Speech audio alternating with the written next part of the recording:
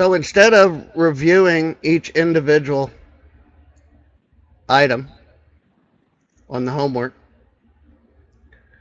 what I'm going to do instead is we're going to just give you a little quiz.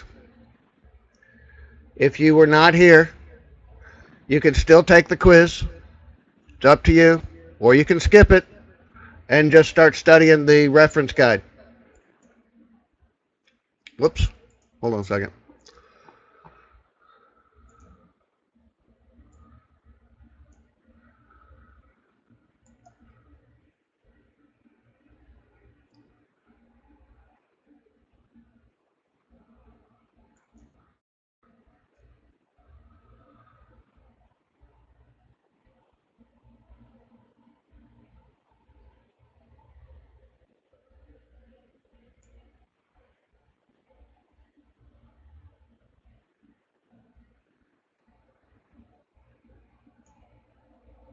All right, everybody see that?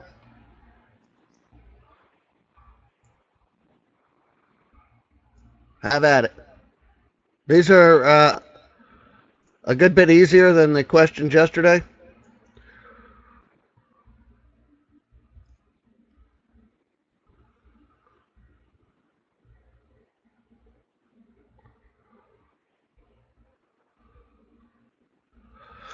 Remember, there's a scroll bar on the right. I think there's 9 questions or something. Or 10. There's 10 questions. So make sure you scroll down.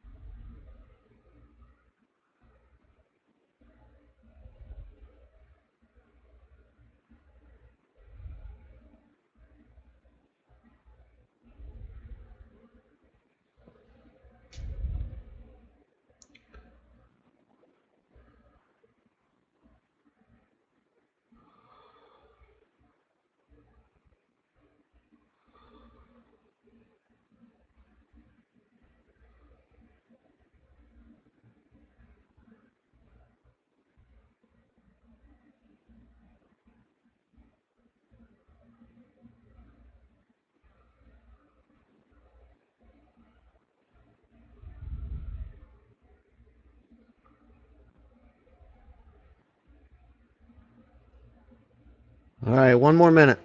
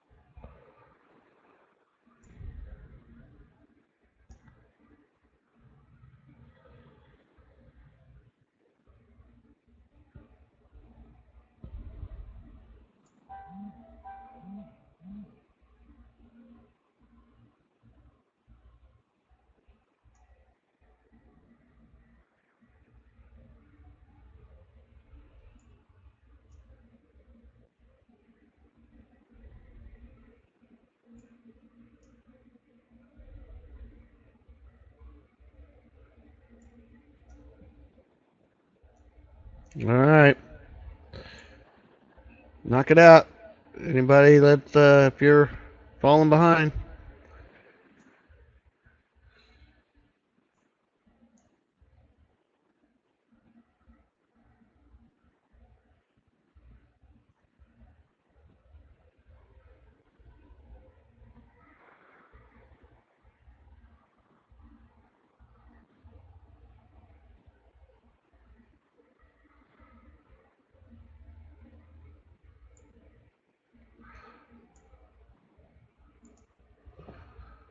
All right.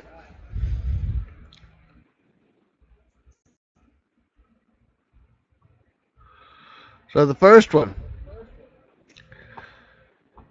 when I trade live, or when I start trading in the morning, I start with live money, and I trade for net 3 winning trades. Okay?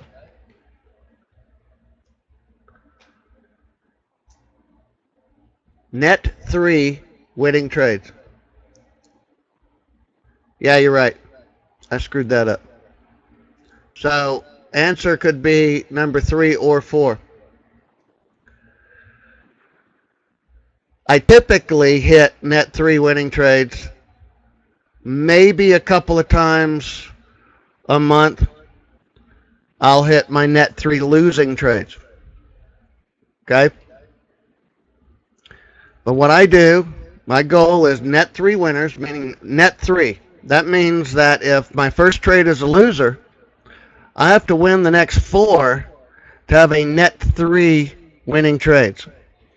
When I hit net 3 winning trades, I stop trading live and I switch over and trade the rest of the session in sim. Okay? So I safely put the money away in the bank and I do not risk it. Okay? So it's all about managing my risk. Okay, technical trading indicators indicate when a market condition exists, and that's all it does. Most of you got that. They do not tell us when to take trades. They simply tell us that a condition exists. All right, 100% score on the confluence. When you have a number of conditions all come together at the same time, suggesting the same thing, it's called confluence. We use the high and low of the day for minor support and resistance levels. Price can and will react to the high and low of the day. However, that is a support and resistance level that moves throughout the day. So anything that moves throughout the day, we consider that minor support or resistance. Major would be a floor trade or pivot that is at the same level all day long, and it never moves. Okay? All right, so we enter a trade when after the close of the previous bar, at the open of the current bar, unless a better price becomes available, when there are confluent conditions, when a pullback is most likely after a strong push. Every one of those. So the answer is all of the above. All of those conditions are in place when we enter a trade. The only trade setup that allows for having minor resistance, okay, like I said, the high or low of the day, and so we don't need that major line that I just told you about, the white lines that are the major lines, the pivots. That we only need minor resistance behind the trade is the rock star. Okay? A lot of you got that one wrong. You said the naked rock star. Naked rock star does not require any support or resistance. Okay? The rock star requires minor support or resistance. Now, when you trade a naked rock star, you can trade it without the minor support or resistance, but it's going to require other confluences, right? It's going to require either price is overbought, oversold, or it's going to require our pullback alert, or both. Okay? So the rock star is the only trade setup that we take that requires minor support or resistance behind it. Okay, so when trading a pullback, you've got to measure momentum to anticipate exhaustion. So we're measuring flow. Someone has a speaker in the background. You hear an echo?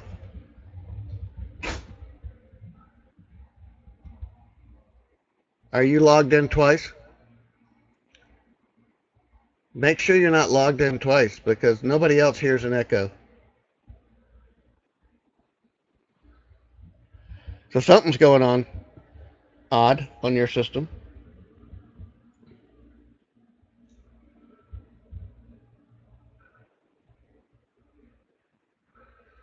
The pullback alert. That indicator does not just measure volume, but only tells us when a specific kind of volume is present.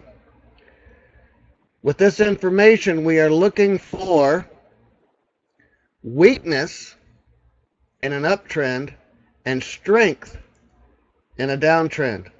Okay? This gives us a heads up that price is about to turn. Right? That something is about to happen. So we're looking for an uptrend, a strong move up to start weakening. The pullback alert is going to give us a really good heads up when that's happening. All right, so the rock star is actually 3 indicators. And we've got them all working together. The one that's not inside the rock star indicator is the NRS zone, or the naked rock star zone. That's the zone on the right side of our of the chart that tells us if it qualifies for a naked rock star trade or not. We'll get into that tomorrow. The naked rock star trade setup is considered less conservative than the rock star. It's less conservative because we don't have major support or resistance behind the trade to help us in the event that that trade goes against us somewhat. All right? Relatively good job, folks. All right, let's push on. So what was the point of this homework? Was the point of the homework for you to show me what you know? Is it important that I know what you know? The whole idea is the process is more important than the actual product. Okay? So the process of doing that work, you were gaining experience. You were gaining an understanding. You learned things that you didn't even know you didn't know. Simply by trying to complete the project. All right? So the process, and I'm all about the process of learning, is how you gain experience. When you gain experience, you gain confidence. I can't give you that. I can provide you the tools, but you have to earn experience. You have to earn confidence. The harder you work at it, the faster you earn it. So the process of finding the right answers was actually more important than the right answers. You'll see that as a recurring theme through our education program. All right, as we talked about, the key to what we do is confluence. That's the key to everything. Why? Why? We saw this on several slides yesterday. Anybody remember why?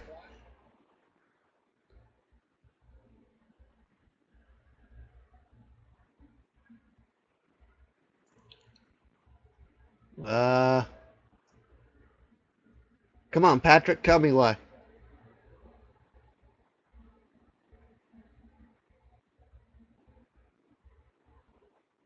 Yeah, they're in agreement, but remember what we called it? A singularity of thoughts, feelings, and emotions about price. Okay?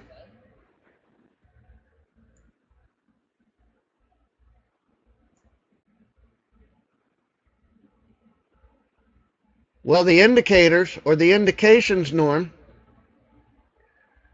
only tell us or help us to understand thoughts, feelings, and emotions.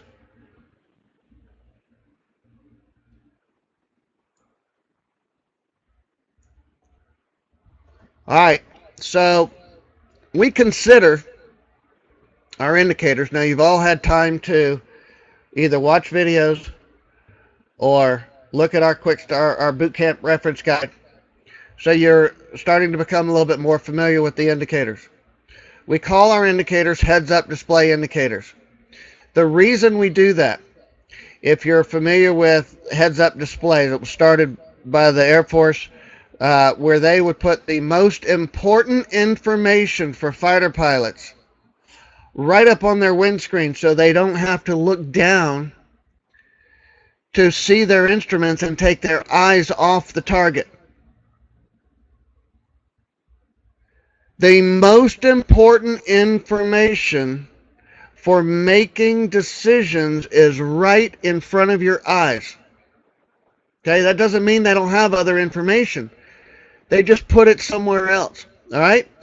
All unnecessary information is removed. And this is the same logic as our indicators. Okay? No shades of gray. You get yes, no decision-making information. We talked about this yesterday. The data coming in right now into the markets is the most valid data we have for what's going to happen right now. So we talked about relative order flow analysis. This is the speed of orders being processed relative to prior bars of an order flow histogram. Okay? So we talked about the speed tick. The ricochet is another indicator. We use the same order flow histogram. And we're looking at acceleration of orders, not just the rate of order flow, but the acceleration over previous bars of the histogram. When the rate suddenly goes, think of it as a drag racer or a motorcycle that just goes from 0 to 60 in 2 seconds. It may not hit 100 miles an hour, but the impressive thing is how fast it accelerated. This is our ricochet indicator. When that happens, it's highly unlikely that retail traders can do that. And we often see a pullback right after that. We're also looking for exhaustion. Okay, overbought, oversold. Our OBOS indicator. When price gets overbought or oversold, we have there's a histogram for a momentum oscillator. There's a bunch of them. We like the RSI and the CCI and a few others, but when price gets outside the extremes of the momentum oscillators, price gets overbought or oversold, meaning that we've exhausted the buyers and sellers. And when that happens, price will not stay in an overbought or oversold condition. So it's a precursor to price pulling back in between the lines of the oscillator. Okay? So we're looking at the upper and lower extremes. If you all use, a lot of people use the RSI or stochastics or something like that. When the oscillator exceeds the upper or lower limits, okay? That's saying that it's overbought or oversold. I'm repeating myself because you might just see this again.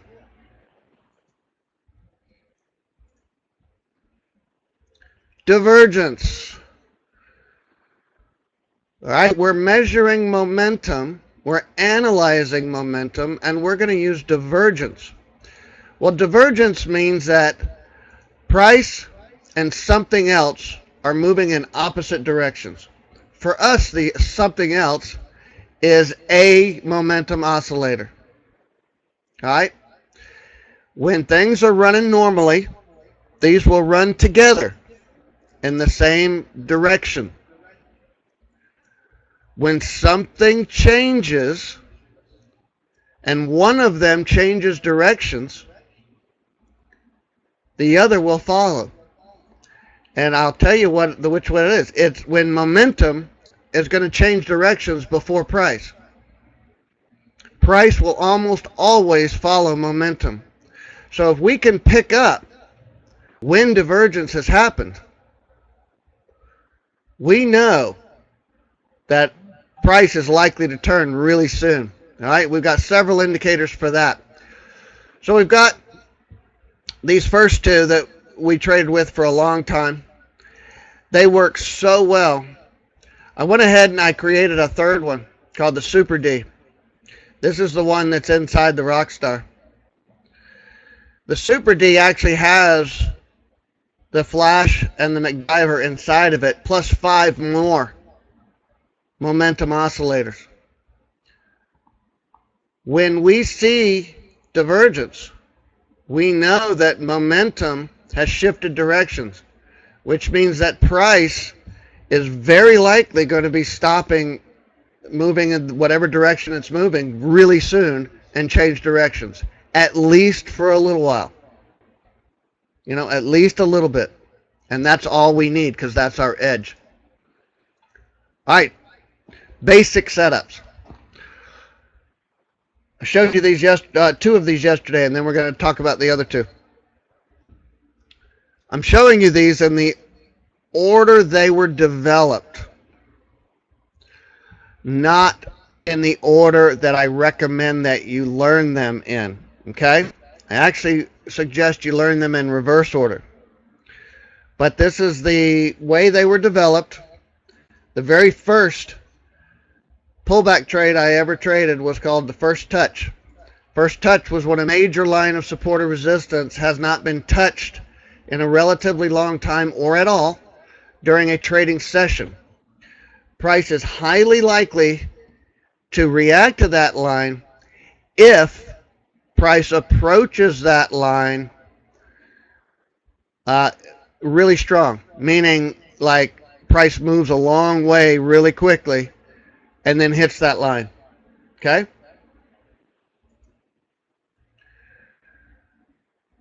So we do not recommend this trade setup if you're new to our system. After you've mastered the other setups, then start learning the FT trade. But I bring it up because everything that we do was built on this trade setup. And it looks like this. Okay? Remember I said price pushes really hard into a line. You watch it. I sit here and I watch it and I confirm that this line has value. Okay? As soon as price runs up here and slams into the line, you can watch it pause. Sometimes it'll test the other side and back up. So that's a good FT setup. This would not be, just because we touch a line that doesn't have a number or has a relatively high number, just because we touch it and it's been a long time does not make it a good first touch trade, because price has just been channeling right up under this line. We need a strong move into that line, okay? Right here, we don't get a real strong sense that exhaustion is about to take over, right? To me, this looks like price is resting. There's no real direction established here. So I don't get any sense of exhaustion. So this, just price jumping up here and hitting this line, means nothing to me. So that's not a good FT. All right, speed tick setup looks a lot like the FT. This is why I'm showing them to you from the beginning. Looks an awful lot like an FT. Started trading the FT trades and then thinking I need more information so I could get better at these. So I started thinking, well, I noticed that the last bar before it slams into the line usually has a lot of orders going through, and it's a bigger bar, and there seems to be a lot going on just before it slams into the line. What could that be? Gee, I wonder if it's the HFTs or the quants or the market makers doing something. So I decided to start measuring that. Sure enough, we picked up where the market makers are most likely manipulating the markets. So you'll see a bar, you'll see price coming up like this, and then you'll see a much bigger bar than the previous bars. This was telling me that something else was going on here that wasn't happening back in here. So I started measuring that. Now we have what's called a speed tick. This is saying that there's a really good chance, because we have this line of resistance, that exhaustion is probably setting in up here, and we're going to get this pullback. So the trade would be on the open of the next bar if it opened just below this line, regardless of what this number is. Okay? That's the basic speed tick setup. Now, we're going to build on that. The Rockstar trade setup. To be honest, I traded the FT and the speed tick setup for many years successfully. Really started noticing that the rest of our traders started taking off as soon as we introduced the Rockstar. We had all the indicators already, but I combined them into one indicator. That seemed to be the thing that helped people, lock in on these trades. So the Rockstar, same as the speed tick, but now we're going to add divergence. Okay? Extremely powerful bit of information. Knowing that when price and momentum have diverged, that price is going to try to catch up with momentum.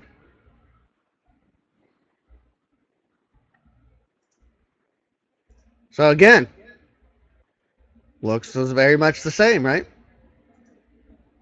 We have speed tick. Then on the open of the next bar, the instant the bar opens, well, first of all, we're measuring flow, right? We're measuring the flow rate of the orders coming through.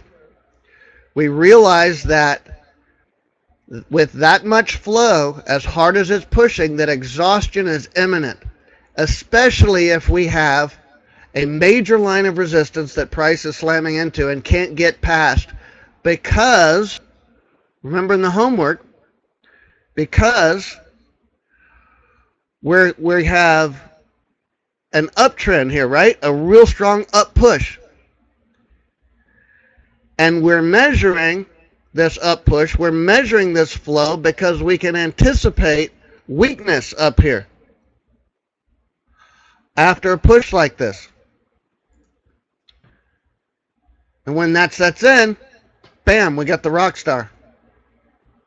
And that's where we short it, on the open of that bar when that rock star shows up. Again, to be a rock star trade setup, you've got to have support or resistance behind the trade.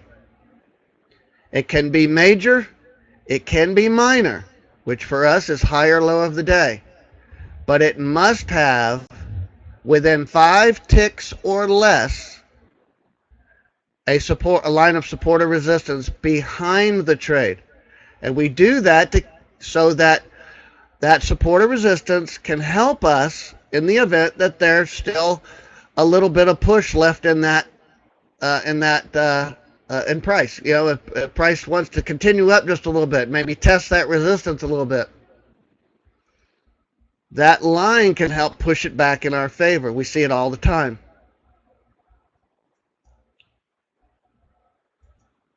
All right, the naked rock star. This is actually a bit less conservative than the rock star. Same conditions as the rock star, but we realized that these naked rock star trades still ended up being winning trades an awful lot, whether we had support or resistance or not. So we started calling these naked rock stars, and that what makes them naked is they have no line of support or resistance. So support or resistance is removed from the rules for a naked rock star. So same setup. We have a speed tick. On the open of the bar, we have a rock star. This is not a naked rock star trade. Okay? A lot of people confuse this at first. Okay, so since we removed support and resistance behind the trade for this setup, we still need something. We need more confluence. So,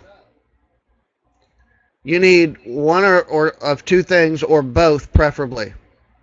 The bar with the speed tick needs to show a higher potential for exhaustion. We can do that with the OBOS indicator. We can do that with the pullback alert. Or we can do it with both. Now it qualifies for a naked rock star trade setup. So it doesn't have support and resistance behind the trade. That's what characterizes it as a naked rock star. And you must have OBOS or pullback alert, but preferably both.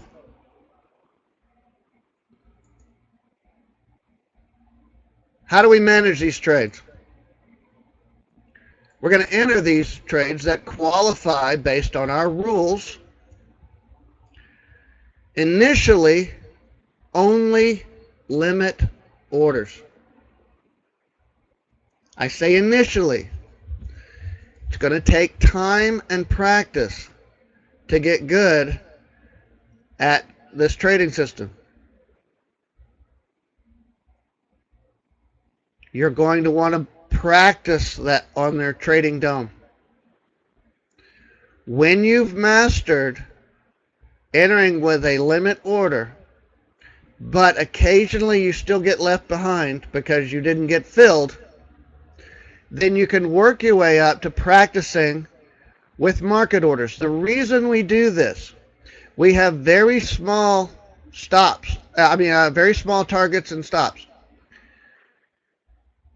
If price is moving really fast, and maybe it's a manipulated bar, you can easily take 2-3 tick slippage on a 5 tick target.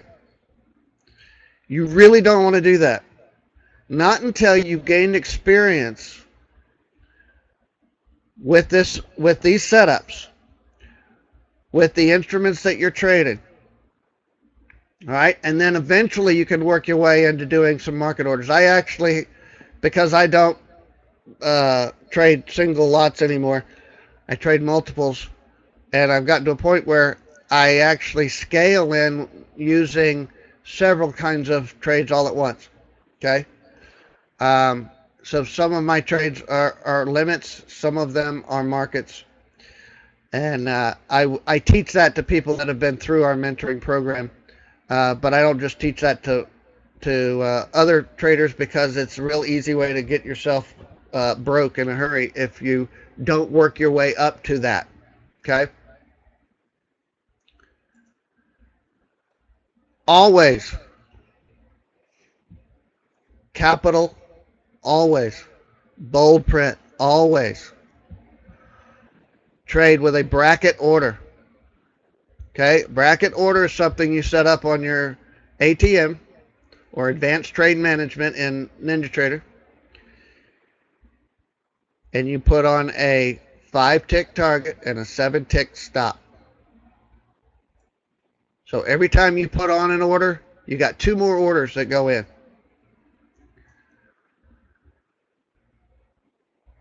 All right, 5 ticks is a hard target. Now, this is my rule for my trading. This is what I tell people they should start with. It's a good starting point. If you've mastered this and you believe that you're better off at 7 ticks or 8 ticks or 10 ticks or whatever, or you want to do trailing stops, that's up to you. My recommendation is stick to what I do, because I've been doing this for a long time and I'm real consistent, and this is really what you want to do. Is you want to become consistent first, and then fine tune it from there. Okay, so I trade for 5-tick hard target. If it goes 20 ticks, I don't care. I promise you, after it's hit my target, I stop looking at it. I don't care what it does after that.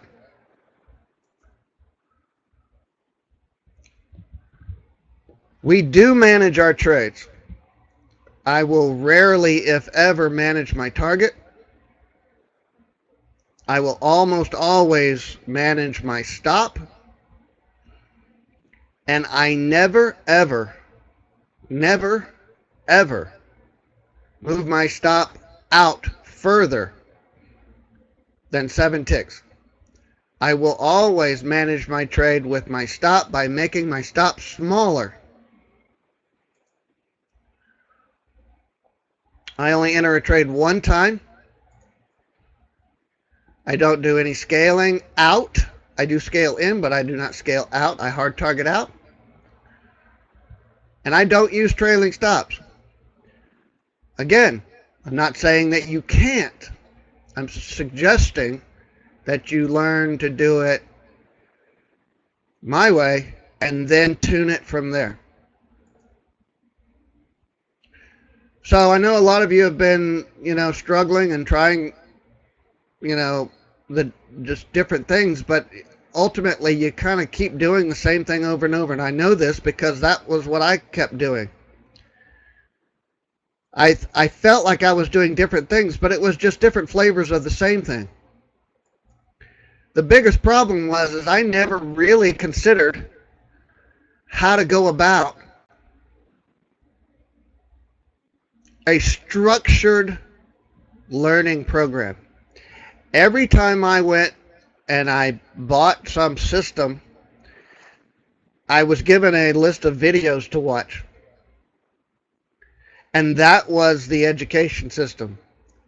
And the problem was I'd tune into the interesting stuff on the videos and I'd forget the rest of it. I'd probably watch it once and go, okay, well, I got it. We don't learn that way. We learn by executing over and over and over and over again. Sitting in a live trade room or during live markets is not how to learn. unless you need to learn how to sit and be bored for hours on end.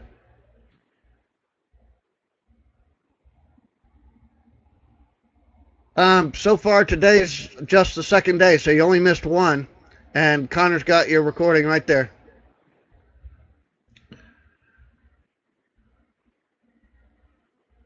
Slowly and with purpose is the fastest and most efficient way to learn. That's the type of education system that we've built here. So what is productive? How can you be productive in practice? NinjaTrader has an incredible tool called Market Replay in NinjaTrader 7. It's called Playback in NinjaTrader 8. How many of you just love NinjaTrader 8's Playback utility?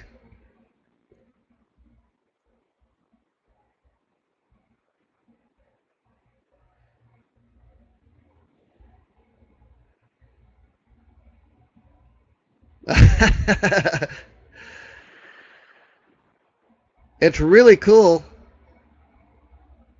if it's the only one you've ever used. It's an awesome tool that doesn't work as well as we'd like it to.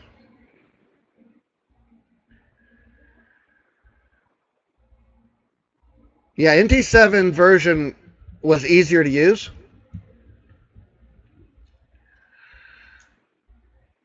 But the point is that the Playback utility is absolutely essential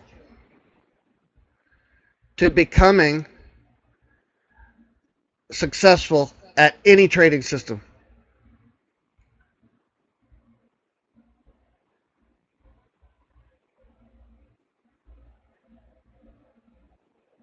There are some things about the utility inside NinjaTrader 8 that aren't so good, but it's what we have. So we have to use it. Inside of our Fast Forward program, I've got some tips on how to use it more successfully, a little bit easier. This is the way I use it. So I did a video on that, and it's in the Fast Forward program for those of you that are already VIPs and Einsteins. Make sure you look at that.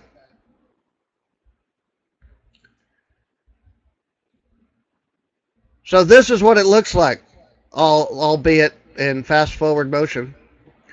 This is Playback. All right? Now, you could sit for hours in live markets and catch 5, 8 trades maybe. Or you could sit for an hour and trade 20, 30 times. What do you think is the most efficient use of your time? Sitting in a trade room, sitting in live charts, or practicing in sim, practicing on Playback?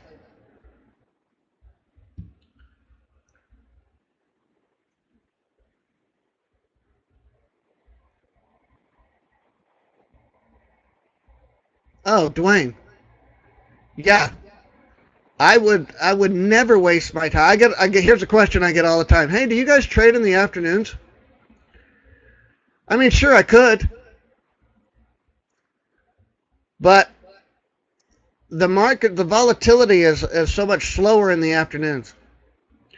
I could use that time, instead of waiting around for a couple of setups, I could use that time practicing 20 or 30 setups so that when the next day rolls around, I'm that much more tuned up and ready to go.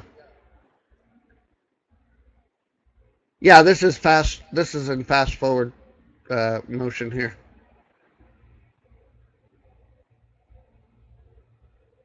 But this is what you do over and over and over again. And then you go and you find the next setup and you practice that. And you go find the next setup and you practice that. You find specific things you want to practice throughout the day in our trade room. if there was a particularly difficult trade setup that happens that some of us may fumble or get left behind, maybe I get left behind or something, I'll point it out in the trade room. Hey guys, that's a great one to go practice. So we have all this inside of our fast forward program. We have all these different categories. We have all these different practice videos that teach you how to practice, how to use market replay effectively. This is where I added in some little tips on how to use NinjaTrader 8 more efficiently, the Playback utility. We've got all kinds of tools in there for you to use. So this is our self-paced fast forward training program. All right, we also have weekly mentoring events, although we've skipped them the last couple of weeks. One's because of this thing tonight. But we have specific topics that we talk about. And I've told you about the other 80% of trading yesterday. This is kind of what we're talking about in these 3 days. You notice I'm not going into a lot of effort to talk to you about the actual trade setup and how to tune it and the mechanics, because that's really about this is NinjaTrader Luminita. It's free, by the way. You can use it for free. You don't have to, until you're ready to trade live, you don't have to buy NinjaTrader. You can download it for free and use it for free for as long as you want until you decide it's time to start trading live.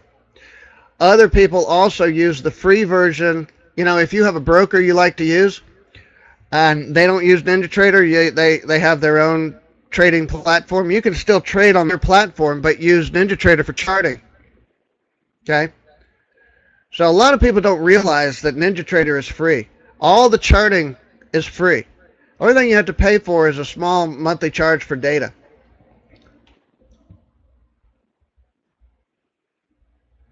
So we've got these programs that I talk about every Wednesday, the things that kind of help me turn my trading around. And some of the aha moments that I had while I was doing that. This is kind of a big one right here. This whole issue, and you'll notice that I haven't talked a whole lot about money. I even made a point yesterday to tell you how much I don't talk about money. So there's a big aha I had. I was a completely failed trader for a long time, 7 years. And according to everything that I was reading, it was because I failed to manage my emotions. Well, now that I know what I know, you can't. There's no such thing. So, at the time I didn't realize that, and I thought, you know what? Since I can't manage my emotions, what are causing the emotions? Why am I having these emotions? Well, of course, money was the core reason for all these emotions that I was having. So when you think about it, and you think back on all the mistakes that you make in trading and all the problems you have with trading and all the emotions,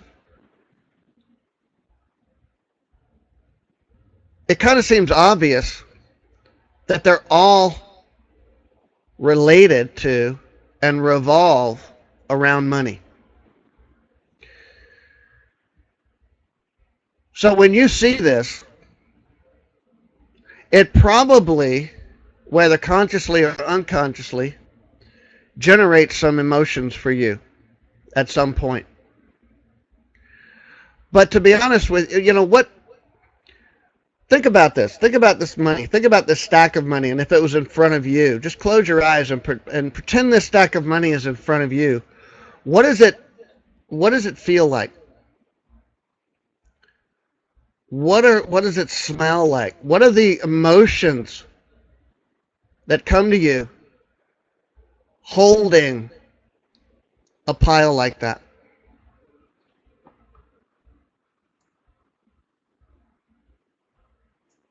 So you can start to maybe feel some of these emotions, but you know what it is? Money is nothing more than a tool, right? It's paper. Yet, many of us, me, have developed this unhealthy relationship with money. Money can make rational people do very irrational things. Money can make good people do bad things. Think about crimes.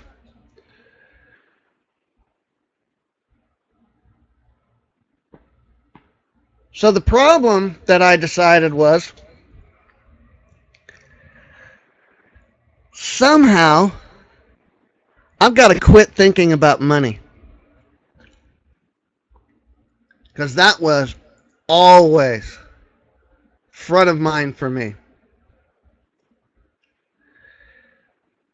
So it's interesting that we take what's most dangerous to us, and that's the thinking about money, the thing that we know causes us to have these emotional issues, causes us to potentially do bad things. That's what trading is now all about for us. That's in front of mind, top of the head. That's trading. When you mention trading to somebody, I'm trading, what's the first thing they think of? Money.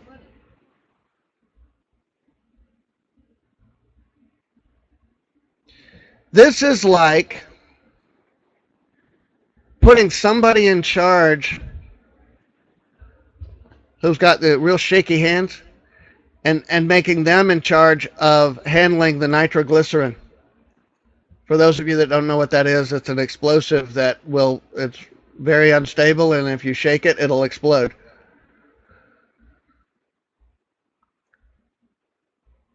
So it's a recipe for disaster if trading is about money for you.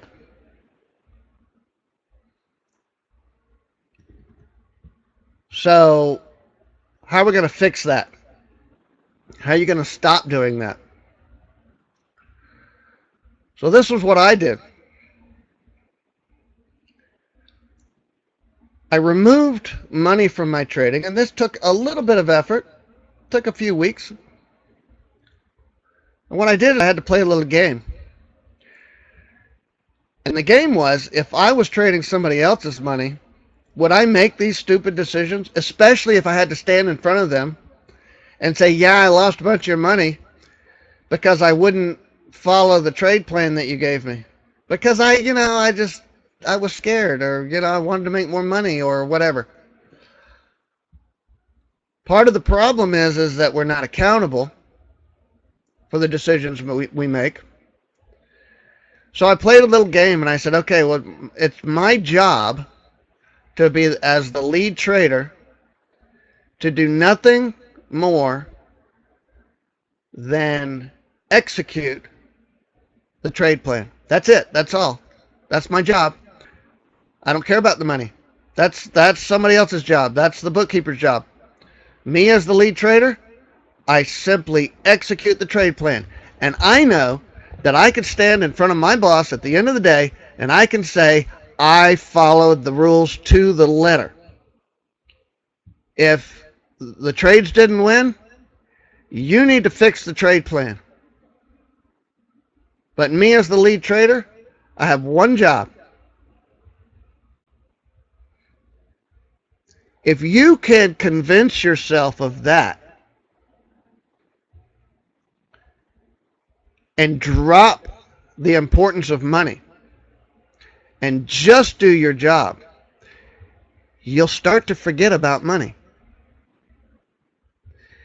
You'll pat yourself on the back on losing trades for doing it right. So you don't need to care from trade to trade whether you make money or not. You care whether you followed your rules. Okay? You want to keep this job as lead trader. You don't want to get fired. Even if you're making a bunch of money, they're going to fire you if you can't follow simple rules. This was a big aha for me. This was the beginning of the end of that miserable 7 years when I finally got a handle on the money thing, which started turning everything around for me. Any questions?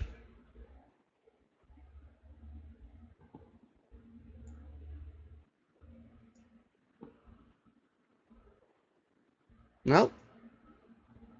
Cool. Let's have some fun. Let's take a test. Or quiz.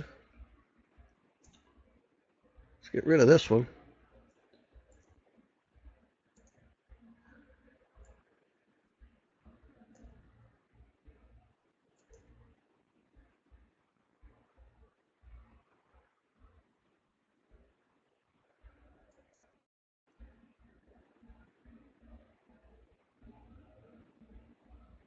All right, here you go.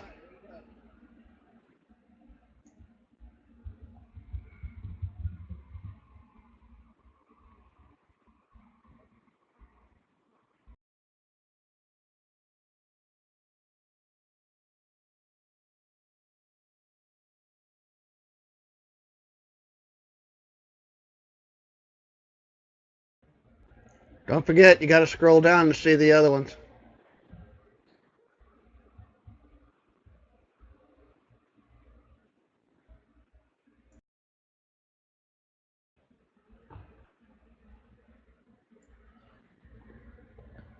There are also 10 questions.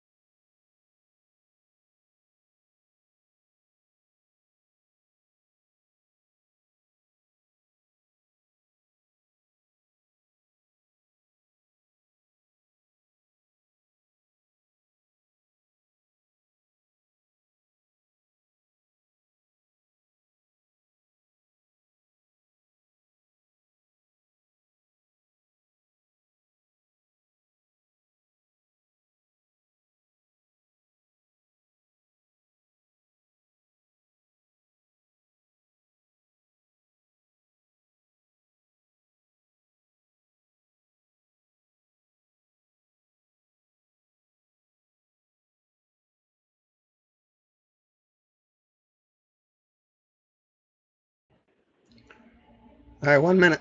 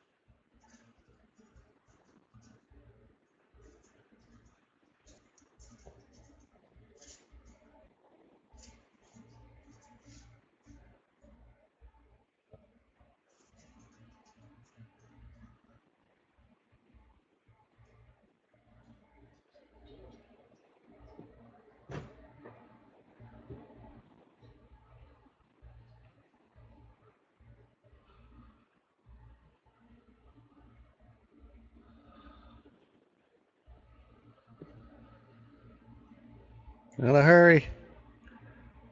Start finishing up.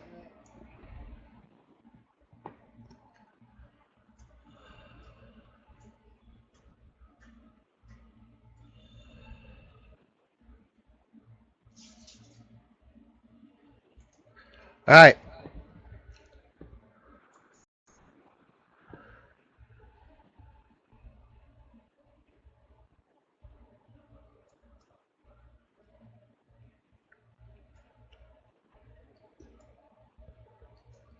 There it is. All right. Almost all of you got that right. I have a hard time not understanding why somebody wouldn't get it right unless they're just not listening. Um, but confluence indicates a singularity of thoughts, feelings, and emotions about price.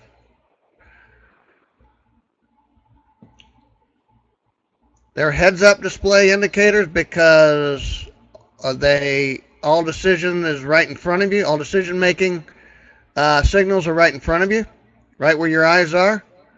Only the most necessary information is displayed, and traders don't have to look away to make a trade decision. Okay, so all of these is the correct answer. The Obos indicator helped to determine exhaustion. Momentum is analyzed to understand when momentum and price have diverged. To anticipate exhaustion, we do it on every bar, and we do it with our Mo-meter indicator. So all of the above. So what's not true about the FT trade setup?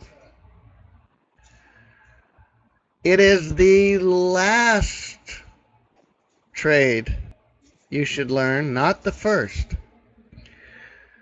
So it is not true that it should be the first trade setup that should be learned. Surprised how many people miss that.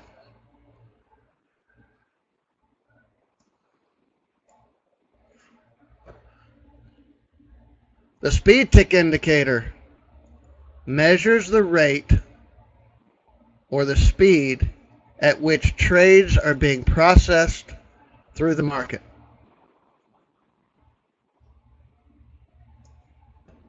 Momentum or a strong move is not required for a rockstar trade setup. Again, have no idea how anybody missed this. Every trade we take requires strong momentum. For a rockstar trade to be considered naked, we remove what? Momentum, rockstar, Obos, ricochet, all of those None of those. We remove support or resistance. That's what makes it naked.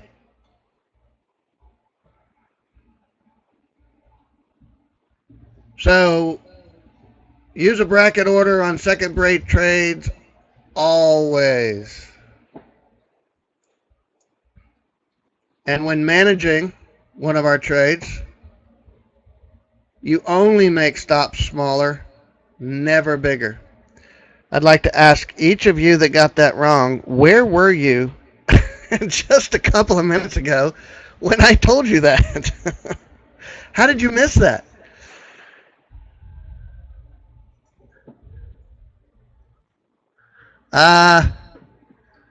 Let's see. 7 should be false. 7. You might be right. I screwed up yesterday too. What did I say?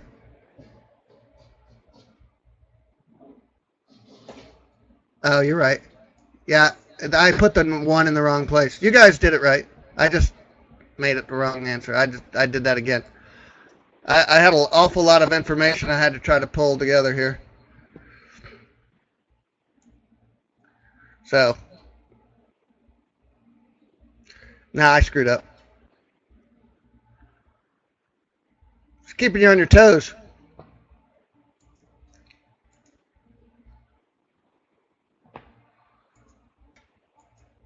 All right. So Connor's got a couple of specials. Go ahead and hit him up down there at the bottom. He's got the Brain Boost and then the Einstein, which is one and done. You get everything. You can go to, there's the link to the specials page. I think 2 out of the 3 people yesterday took advantage of his little special deal he's got going on for the first 3. So I think he's got 1 more. So next one to hit Connor up on one of these specials gets a little bit something extra. Any questions?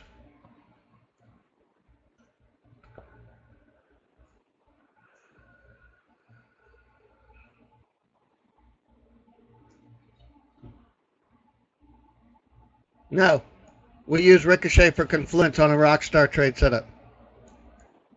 What, did I have that in as a question? I can't go back to him right now.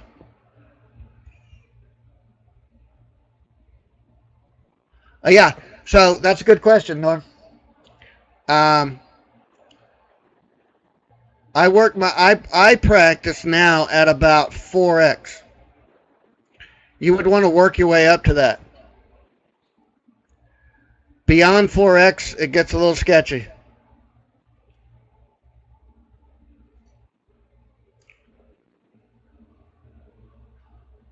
I go to a specific time. There are a number of ways of doing the practice. No, it's not required culture. There's a number of ways to do a practice.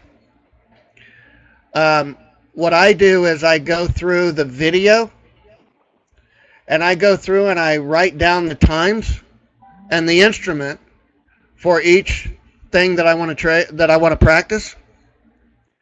And then I just go right to that. I go to about 3 minutes before then, and I get everything set up and I hit play.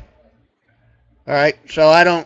I mean, you could just speed through it, which I will. Like say I have the NQ up and I've got 5 different setups I want to practice. Chances are I'm not going to go straight to each time. I'm going to go to the first one. And then I'll go max speed until about 3 minutes before the next one, and then I'll stop it and I'll go back to 4x, which is where the speed I practice at. But you guys would start at 1x and then work your way up. It's kind of like runners that like to run with a weight vest on or run with ankle weights or something.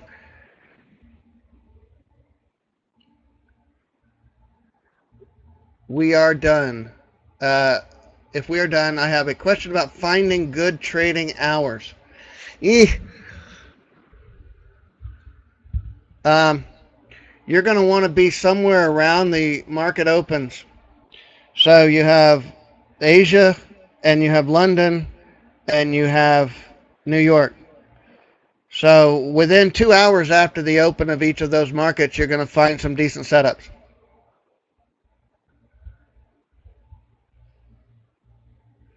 Try London. That's going to be like Eastern time. That's going to be like 2 or 3 a.m. You're not going to get as many, but you'll still get good ones. Oh, good. Thanks.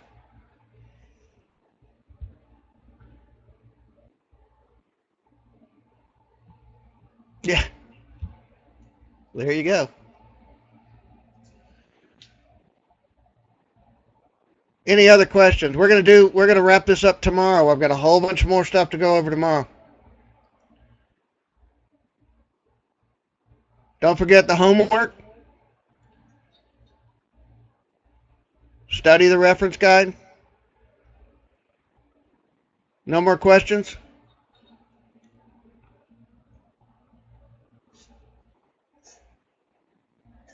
Yeah, Connor will be sending that out tonight.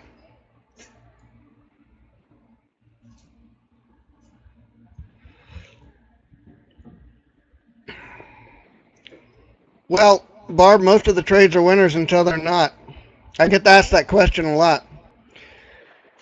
Here's the thing. I created that rule a long time ago.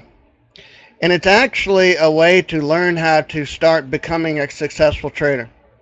So the rule was, for me, take one winning trade, net one, put that money in the bank, stop trading live. Write down that today was a winning day. And see how long you can do that. How many winning days in a row can you have? I got to a point where I got up to net 3. Then I started noticing a negative effect on my growing trading account when I went beyond that. I started giving some of it back. You cannot go broke putting money in the bank, Barb, and growing your account. That's a tough thing to learn. I'll tell you a little story. Of course, this was a long time ago, probably 30 years ago. I'm playing blackjack in Las Vegas, and MGM, I think. And the dealer was telling us a story, and it stuck with me for whatever reason. He said he's got a guy that's a regular player that comes in every day, and he is an excellent blackjack player. But the guy would come in, he would win $200 or lose $200, and he'd get up and leave. Sometimes it took 10 minutes, sometimes it took him 8 hours. But that's what the guy did for a living. If you sit and you wait for the odds to change and go against you, over time, they certainly can. So I started thinking about the growth of my account rather than how much money can I make today. So I wanted to build consistency, and I wanted to build a steady growing account. And that was the only way I could do it.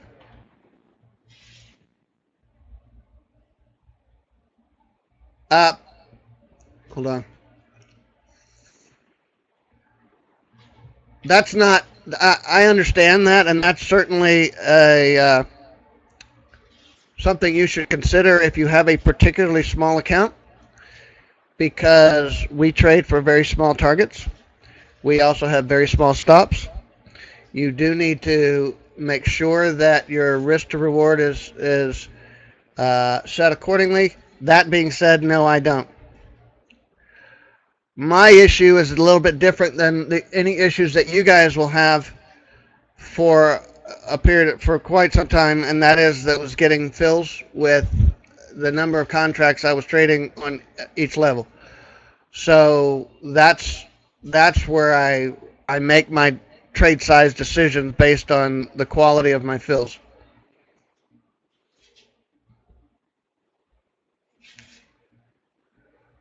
Was I? Yes. I couldn't not be a contractor. K-Mac, sometimes. Sometimes I'll do one at a time. Sometimes I'll do all of them at once. It's kind of a hassle to set up replay to do them all at once. I will generally set up a dome and a chart and trade the instrument that I want to trade and then switch to the next one and do it that way. But I will sometimes set up all six.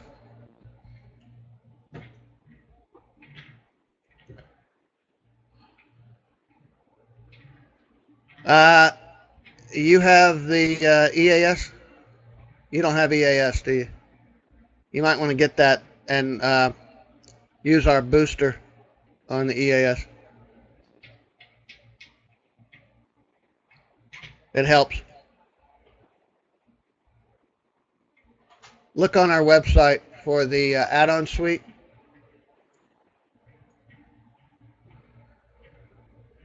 I'm not guaranteeing it's going to help, but it sure helps others on that having other issues. And if you can't do all that, then just do one chart and one dome.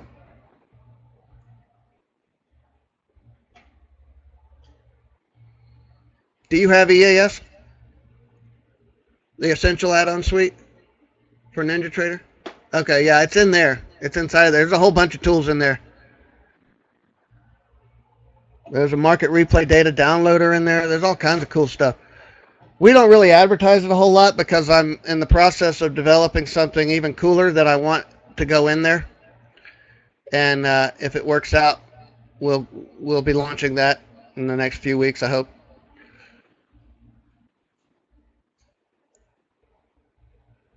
And of course, you could upgrade to the Einstein bundle and you get it for free.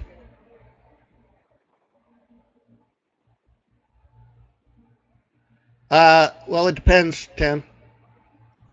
That's I can't give you a straight answer on that.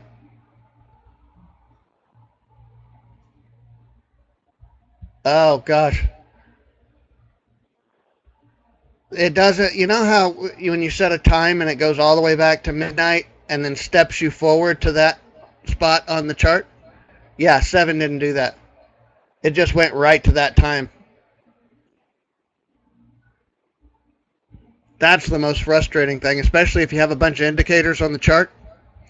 It takes forever. If you want to practice a trade that's at 11 a.m., the whole chart starts at midnight and it steps forward like 5 minutes at a time.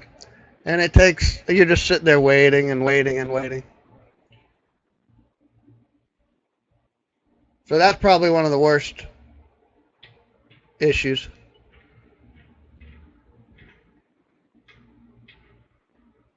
All right. We'll have some time tomorrow for some more questions. I'll call it a day today. Everybody do your homework. Send it to us. Have a good rest of your evening. We'll see you tomorrow.